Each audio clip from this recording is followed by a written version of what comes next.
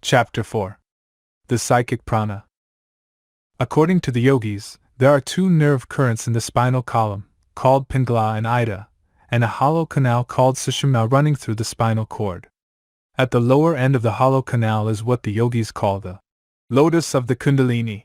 They describe it as triangular in form, in which, in the symbolical language of the yogis, there is a power called the Kundalini, coiled up. When that Kundalini awakes, it tries to force a passage through this hollow canal, and as it rises step by step, as it were, layer after layer of the mind becomes open and all the different visions and wonderful powers come to the yogi. When it reaches the brain, the yogi is perfectly detached from the body and mind. The soul finds itself free. We know that the spinal cord is composed in a peculiar manner. If we take the figure 8 horizontally, yen, there are two parts which are connected in the middle. Suppose you add 8 after 8, piled one on top of the other, that will represent the spinal cord. The left is the Ida, the right Pingala, and that hollow canal which runs through the center of the spinal cord is the Sushumna. Where the spinal cord ends in some of the lumbar vertebrae, a fine fiber issues downwards, and the canal runs up even within that fiber, only much finer. The canal is closed at the lower end, which is situated near what is called the sacral plexus, which, according to modern physiology, is triangular in form. The different plexuses that have their centers in the spinal canal can very well stand for the different lotuses of the yogi.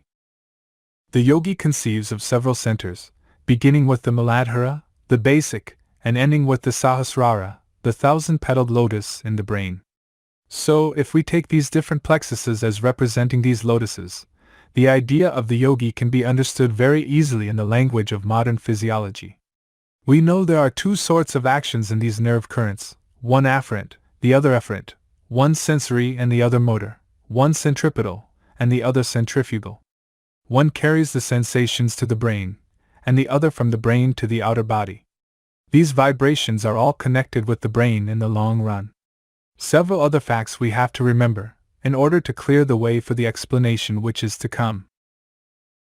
This spinal cord, at the brain, ends in a sort of bulb in the medulla, which is not attached to the brain, but floats in a fluid in the brain, so that if there be a blow on the head, the force of that blow will be dissipated in the fluid, and will not hurt the bulb. This is an important fact to remember.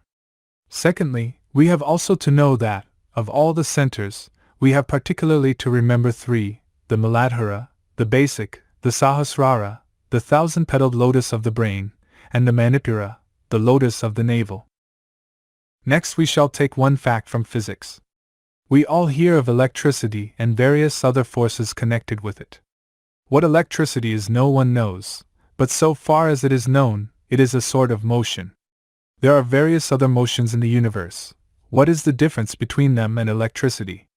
Suppose this table moves, that the molecules which compose this table are moving in different directions. If they are all made to move in the same direction, it will be through electricity. Electric motion makes the molecules of a body move in the same direction. If all the air molecules in a room are made to move in the same direction, it will make a gigantic battery of electricity of the room. Another point from physiology we must remember, that the center which regulates the respiratory system, the breathing system, has a sort of controlling action over the system of nerve currents. Now we shall see why breathing is practiced. In the first place, from rhythmical breathing comes a tendency of all the molecules in the body to move in the same direction. When mind changes into will, the nerve currents change into a motion similar to electricity, because the nerves have been proved to show polarity under the action of electric currents. This shows that when the will is transformed into the nerve currents, it is changed into something like electricity. When all the motions of the body have become perfectly rhythmical, the body has, as it were, become a gigantic battery of will. This tremendous will is exactly what the yogi wants. This is, therefore, a physiological explanation of the breathing exercise. It tends to bring a rhythmic action in the body, and helps us, through the respiratory center, to control the other centers. The aim of pranayama here is to rouse the coiled-up power in the Muladhara, called the Kundalini. Everything that we see, or imagine, or dream, we have to perceive in space. This is the ordinary space, called the Mahakasha, or elemental space. When a yogi reads the thoughts of other men, or perceives supersensuous objects, he sees them in another sort of space called the Chitakasha, the mental space. When perception has become objectless, and the soul shines in its own nature, it is called the Chidakasha, or knowledge space. When the Kundalini is aroused, and enters the canal of the Sushumna, all the perceptions are in the mental space. When it has reached that end of the canal which opens out into the brain, the objectless perception is in the knowledge space. Taking the analogy of electricity, we find that man can send a current only along a wire. The reader should remember that this was spoken before the discovery of wireless telegraphy. Ed. But nature requires no wires to send her tremendous currents. This proves that the wire is not really necessary, but that only our inability to dispense with it compels us to use it. Similarly, all the sensations and motions of the body are being sent into the brain, and sent out of it, through these wires of nerve fibers. The columns of sensory and motor fibers in the spinal cord are the Ida and Pingala of the yogis. They are the main channels through which the afferent and efferent currents travel. But why should not the mind send news without any wire, or react without any wire? We see this is done in nature. The yogi says if you can do that, you have got rid of the bondage of matter. How to do it? If you can make the current pass through the Sushumna, the canal in the middle of the spinal column, you have solved the problem. The mind has made this network of the nervous system, and has to break it, so that no wires will be required to work through. Then alone will all knowledge come to us, no more bondage of body. That is why it is so important that we should get control of that Sushumna. If we can send the mental current through the hollow canal without any nerve fibers to act as wires, the yogi says, the problem is solved, and he also says it can be done. This Sushumna is in ordinary persons closed up at the lower extremity. No action comes through it. The yogi proposes a practice by which it can be opened, and the nerve currents made to travel through. When a sensation is carried to a center, the center reacts. This reaction, in the case of automatic centers, is followed by motion. In the case of conscious centers, it is followed first by perception, and secondly by motion. All perception is the reaction to action from outside. How, then, do perceptions and dreams arise? There is then no action from outside. The sensory motions, therefore, are coiled up somewhere.